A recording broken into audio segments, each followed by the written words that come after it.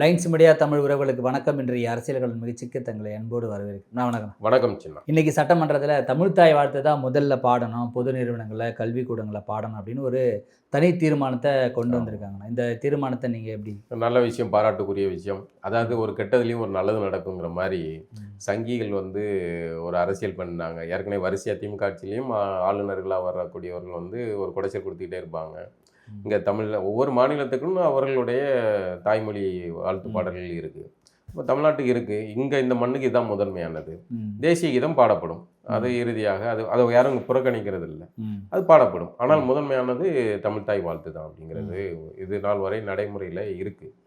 அதை ஆளுநராக வரக்கூடியவர்கள் அதை ஊடையில் அவர்களுடைய கல்லூரி பட்டமளிப்பு விழாக்கள்ல அதெல்லாம் மாற்றுறாங்க. தங்களுடைய செல்வாக்கை பயன்படுத்தி. இப்போ அதை உடைக்கிறதுக்கான ஒரு தீர்மானமாக இது கொண்டு வர்றாங்க அப்படிங்கிறது ஒரு நல்ல விஷயம், பாராட்டு. இந்த விஷயத்தில் இந்த மாதிரி விஷயங்களில் அனைவரும் ஒரு அணியில் நிற்கணும். அதாவது தமிழோடைய சிறப்பு இந்த மாதிரி இதில் யாரும் குறுக்கு மறுக்க ஓட முடியாத மாதிரி ஒரு நெருக்கடி உருவாகுதில்லை. இது அவசியமானது. இதே மாதிரி எல்லா தமிழர்களுடைய எல்லா பிரச்சனைக்கும் காவிரி நீரோ முல்லை பெரியாரோ இல்லை மற்ற எந்த ஒன்றிய அரசுக்கிட்டேருந்து நம்ம வாங்க வேண்டிய எல்லா பிரச்சனைகளிலுமே தீர்வு தேவைப்படுதுன்னா ஒற்றுமையாக நிற்க வேண்டும். இப்போ கன்னடர்கள் காவிரி தண்ணி கொடுக்கக்கூடாது. நாங்கள் பிஜேபி கன்னடரும் ஒரே அணியில் தான் இருக்காங்க, காங்கிரஸ் கன்னடரும் ஒரே அணியில் இருக்காங்க, கம்யூனிஸ்ட் கன்னடரும் ஒரே அணியில் அந்த மாநிலத்தின் உரிமைக்காக இருக்கிறாங்க. அது சரி தவறுலாம் அடுத்தது, அது சட்ட ரீதியாக பேச வேண்டியது. ஆனால் தங்களுடைய மாநிலத்தின் உரிமைக்காக அவர்கள் கட்சி பேதம் இல்லாமல் ஓரணியில் நிற்கிறாங்கல்ல, அதே மாதிரி இங்கே நிற்க வேண்டிய தேவை இருக்குது. நம்மளை ஆதிக்கம் செலுத்துவோம் அல்லது நமக்கு ஒன்று கொடுக்கக்கூடாதுங்கிறவன் ஒற்றுமையாக இருக்கான். ஆனால் நமக்கு தேவைப்படுறவங்க நம்ம எல்லாம் பிரிஞ்சு நிற்கிறோம். ஆக இதை மாற்ற வேண்டிய தேவை இருக்குது. இந்த வகையில் இந்த தீர்மானம் பாராட்டுக்குரியது. விஜய் ஆட்சியில் இதை மேலும் வலியுறுத்துற மாதிரி அதை கொண்டு வந்திருக்கிறாங்க. இது பாராட்டுக்குரியது. இப்போ தமிழ்த்தாய் வாழ்த்து தான் முதல்ல பாடணும் அப்படின்னு சொல்லி தீர்மானம் கொண்டு வந்துக்கிற இந்த நேரத்தில் தாவேக்க ஆட்சியில் இருக்கக்கூடிய அமைச்சர் ஒரு சிலர் நிறைய பேர் தமிழ் ஒழுங்காக பேச மாட்டிருக்காங்க, அவங்களுக்கு உச்சரிப்பு சரியாக வரல அப்படின்றத பொதுவெளியிலையும் அவங்கள கிண்டல் அடிக்கிறாங்க, சட்டமன்றத்துலேயும் கிண்டல் அடிக்கிறாங்க. அதை எதிர்த்து மரிய வில்சன் அமைச்சர் கொஞ்சம் ட்ரிகர் ஆகி அவரும் கொஞ்சம் காட்டமாக விமர்சனம் பண்ணியிருக்காரு. ஆமாம், அவர் ஆங்கில வழியில் படிச்சிருப்பார் போல இருக்குது, ஆங்கில கல்வி நிறுவனங்களில் புரிஞ்சிருப்பார் போல இருக்குது. ஆனால் தமிழ்நாட்டில் தமிழர்களுடைய நிலை என்ன அப்படிங்கிறதுக்கு நீங்கள் இதெல்லாம் பார்த்துக்கலாம். இவங்களாம் அடுத்த தலைமுறை ஆட்கள் இல்லை, இவர்கள் வாயில் தமிழ் வரல. அப்போது இது தான் நம்ம சொல்கிறோம், ராமசாமியார் குரூப்புகளுடைய நீண்டகால செயல் திட்டம் என்ன அப்படிங்கிறது. ஆங்கில வழி கல்விகளை திணித்தது. ஆங்கிலம் ஒரு பாடம், ஆங்கில மொழியை நம்ம கற்றுக்கிட வேண்டும். ஆனால் அது அறிவு மாதிரி நீங்கள் மொத்த பாடத்தையும் ஒரே ஒரு பாடத்தை ஆங்கிலத்தில் படிக்கணும். ஆங்கிலம் மொத்த பிரச்சனை என்னென்னா பிள்ளைல ஆங்கிலத்தில் பேசணுங்க, உரையாடணுங்க, அவ்வளோதாங்க. இந்த ஆங்கில உரையாடலுக்கு ஸ்போக்கன் இங்கிலீஷ், அவ்வளோதான். அந்த ஸ்போக்கன் இங்கிலீஷ் கிளாஸை கூட நீங்கள் பாடமே கூட விட்டுருங்க. ஆங்கிலத்தை ஸ்போக்கன் இங்கிலீஷாக நீங்கள் ஒரு வகுப்பாக நடத்திட்டு போங்க, பிள்ளைங்களுக்கு பயனுள்ளதாக இருக்கும். ஆனால் மொத்த பாடத்தையும் தமிழை தவிர கணக்கு, அறிவியல் எல்லாமே ஆங்கிலத்தில் படிக்கிறதுங்கும் போது அவன் தமிழில் சிந்திக்கிறத மறந்துடான். அதுதான் இப்போ மரிய வில்சனுடைய சிக்கல், அமைச்சருடைய சிக்கல் இதுதான். அவருடைய தமிழ் பேசுறதுக்கு சரியில்லை.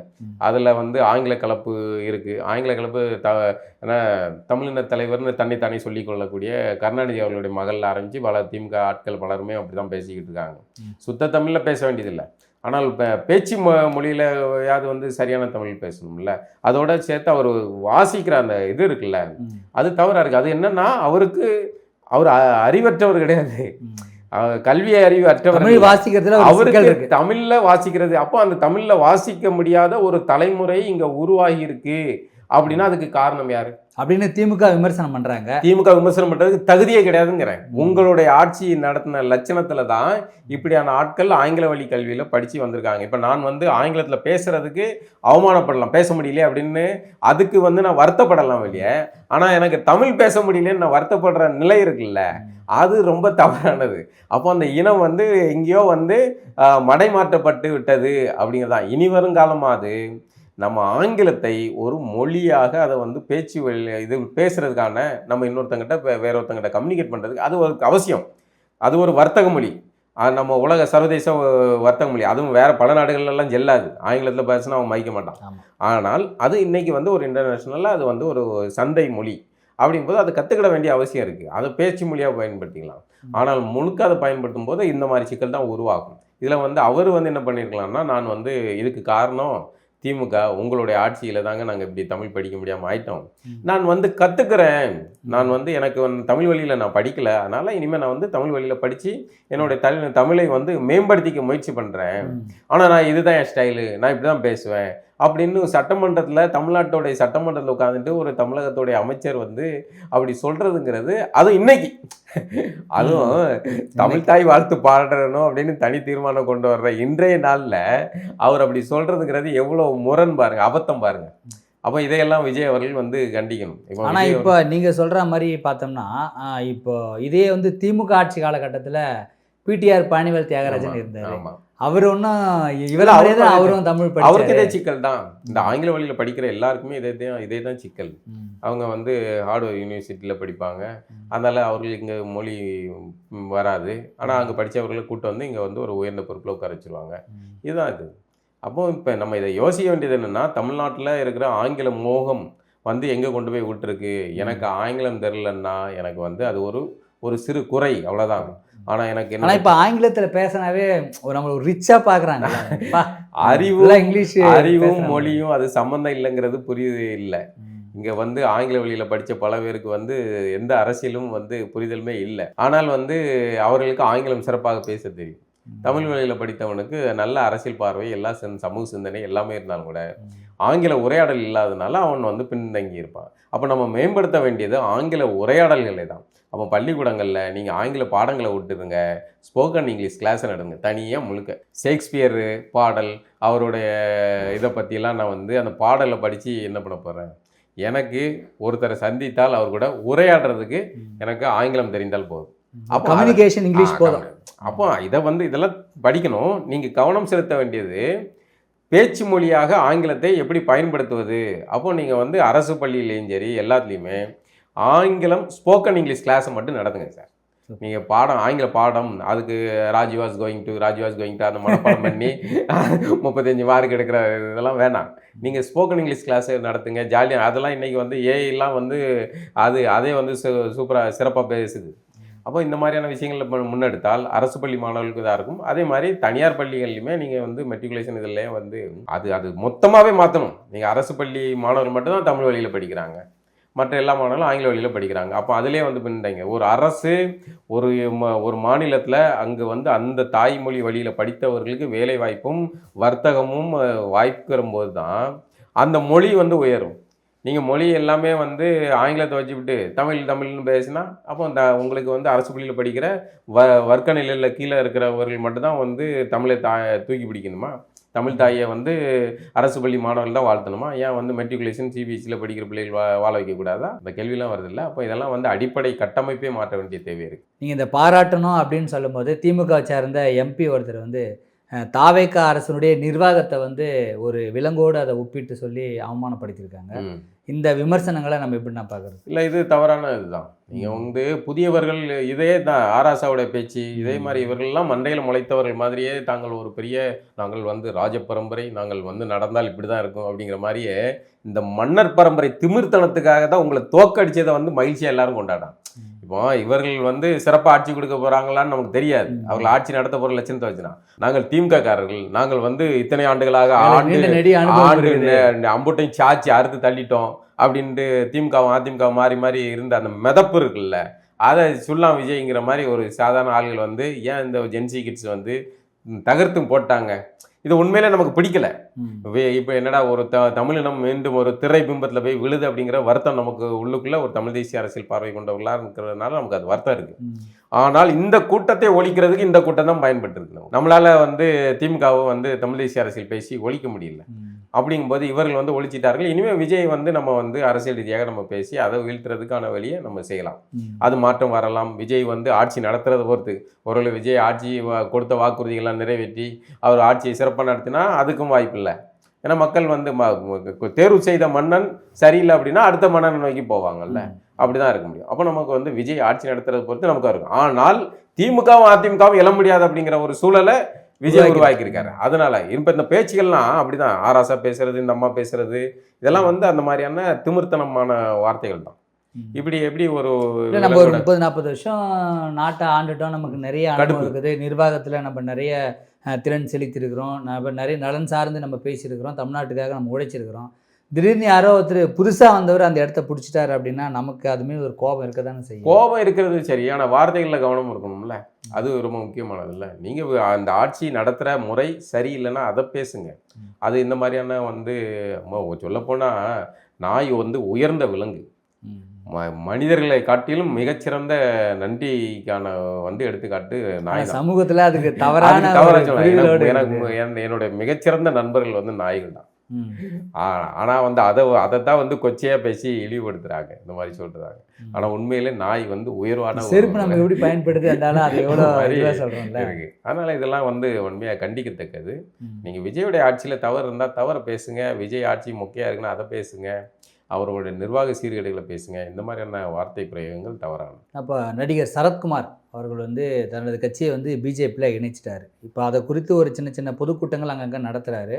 சமீபத்தில் நடந்த ஒரு கூட்டத்தில் வந்து நாட்டாமை குடும்பம் அப்படின்னு நீங்கள் பச்சை குத்தின்னு வந்தீங்கன்னா உங்களுக்கு வந்து அது வந்து ஒரு க்ரீன் கார்டு மாதிரி, உங்களுக்கு என்னை சந்திக்கிறதுக்கு ஒரு நல்ல வாய்ப்பாக இருக்கும், நம்மளாம் அப்படி இருக்கிறதுல நமக்கு ஒரு இதுவாக இருக்கும் அப்படின்னு ஒரு அந்த பச்சை குத்துறதை வச்சு எல்லாருக்கும் ஒரு விழிப்புணர்வு மாதிரி பண்ணுறாரு. அதே கூடவும் பிடிச்சி அவரும் பண்ணுறாருன்னு இது சமூக வலைதளத்தில் நிறைய பேர் காட்டமாக விமர்சனம் பண்ணுறாங்க. அது அவர் குத்திருக்காரா நாட்டாமை குடும்பம்ட்டு? இல்லை, அவர் குத்திருக்காரா என்னன்னு தெரியல. இல்லை ஒருவேளை உள்ளுக்குள்ளே நெஞ்சில் எங்கேயும் குத்தி வச்சிருக்காரா என்னன்னு தெரில. சரி, நம்ம ஆனால் வந்து மற்றவர்களுக்கு இந்த பச்சை குத்துறது அப்படிங்கிறது படு மிக மிக மட்ட ரகமான ஒரு ஆலோசனை. அதாவது சரத்குமார் அவர்களுக்கு அவர் செய்கிறதெல்லாம் பல விந்தைகள்.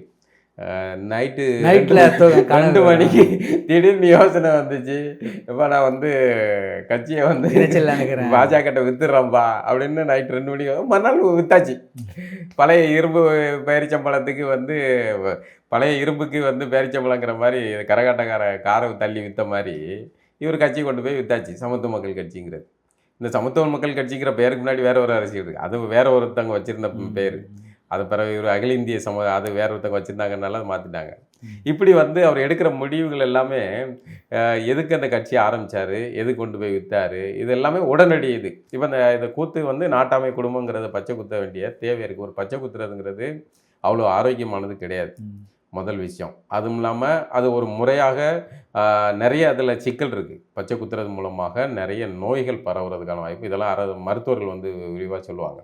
நோய்கள் பரவுறதுக்கான வாய்ப்பு, குறிப்பாக பால்வினை நோய்கள் வந்து எய்ட்ஸ் மாதிரியான பால்வினை நோய்கள் பரவுறதுக்கு கூடுதல் வாய்ப்பு இருக்குது. அது வந்து சரியாக அந்த ஊசி வந்து முறையாக தனியாக ஒருத்தருக்கு குத்தியதை இன்னொருத்தருக்கு குத்தாத மாதிரியான ஒரு முறையான இருக்கும்ல டேட்டூ சென்டர்ஸ்லாம். இந்த ரசிக மனநிலை இருக்கிறவங்களுக்கு வந்து எப்படி அதெல்லாம் வந்து இல்லை, அதுதான் இப்போ இவர் சொல்கிறாரு, என்னை பார்க்குறதுக்கு க்ரீன் கார்டு அமெரிக்காவுக்கு போகிற மாதிரி, க்ரீன் கார்டு அக்சஸ் கார்டு, வேலைக்கு போகிற அக்சஸ் கார்டு வச்சா உள்ள கேட்டு திறக்கும், உள்ளே போகிற மாதிரி இவரை சந்திக்க வர்றதுக்கு அப்படின்னு நீங்கள் பெரிய தேவதூதர் உங்களை சந்திக்க வர்றதுக்கு என் கையில் பச்சை குத்தணும். நான் கேட்குறேன், சரத்குமார் அவர்கள் தன் மனைவி ராதிகா அவர்களை வந்து நாட்டாமை குடும்பம்னு பச்சை குத்திருக்காரா? தன்னுடைய பையன் வெளிநாட்டில் படிக்காரா, அவருக்கு கையில் நாட்டாமை குடும்பம்னு குத்திருக்காரா?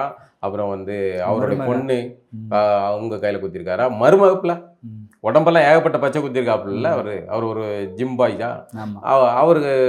அதில் அந்த ஏகப்பட்ட பச்சை குத்திருக்காப்புல, அதில் ஒரு பச்சை நாட்டாமை குடும்பம் சின்னதாக ஒரு குத்திருங்க.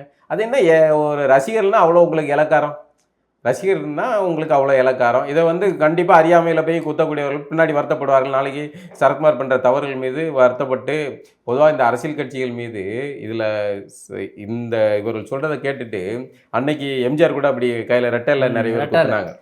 அன்றைக்கும் விழிப்புணர்வு இல்லாத காலம். இன்றைக்கும் நீங்கள் வந்து அதை போய் அதுவும் நாட்டாமை குடும்பங்கிறத வச்சுட்டு ஒரு திரைப்படத்துடைய பேரை வச்சுக்கிட்டு நீங்கள் வந்து குத்துறது அப்படிங்கிறது, இதுக்கு பின்னாடி பார்த்தீங்கன்னா மறைமுகமாக சாதி தான் இருக்குது. நாட்டாமை குடும்பங்கிறதுல என்ன சொல்ல வர்றீங்க நீங்கள்? அதில் வந்து நீங்கள் வந்து இதை சாதி நம்ம நாட்டாமை குடும்பம் அப்படின்னு காட்டுறதுக்கு தான் நீங்கள் அதை குத்த சொல்கிறீங்க. இதனால் அதை வந்து மறைமுகமாக வந்து வைக்கிறது தான் அது இதில் இருக்கிற அரசியல். அவர் ரேடன் டிவி கூட அதை வந்து திருப்பி போட்டால் என்ன பேர் வரும் அப்படிங்கிறதுலாம் வந்து ஒரு பின்னணியில் இருக்கிற அரசியல் தான் வைங்களேன். அப்படி வந்து தன்னுடைய ரசிகர்களை தங்களுடைய புகழுக்காக வந்து பயன்படுத்துகிற யுக்திங்கிறது படு கேவலமானது. சரத்குமார் அவர்கள் இதை வந்து திரும்ப பெறணும். முடிந்தால் நீங்கள் வந்து உங்களுடைய நெத்தியில் உடம்பு நீங்க முழுக்க குத்திங்க. குத்திக்காங்க. உங்களுக்கு பச்சை குத்தணுங்கிற விருப்பம் இருந்தால் நீங்கள் குத்திக்காங்க. ஆனால் இன்னொருத்தங்களுக்கு குத்தணும் அப்படின்னு சொல்லி அதை நீங்கள் என்னை சந்திக்க வைக்கிறதுக்கு, என்னை புகைப்படம் எடுக்கிறதுக்கெலாம் உங்களுக்கு ஈஸியான வழி அப்படின்னு ஒரு ஆசையை தூண்டுற மாதிரி பண்ணுறதுங்கிறது சரி கிடையாது. அதுவும் சரத்குமார் நல்ல ஒரு சமூக பார்வை கொண்ட ஒரு நபராக இருப்பார். பத்திரிகை துறையில் பணிபுரித்தார். அவர் இந்த மாதிரியான சிந்தனையிலையும் கூட ஒரு நல்ல ஆரோக்கியமான சிந்தனை கொண்டவர்.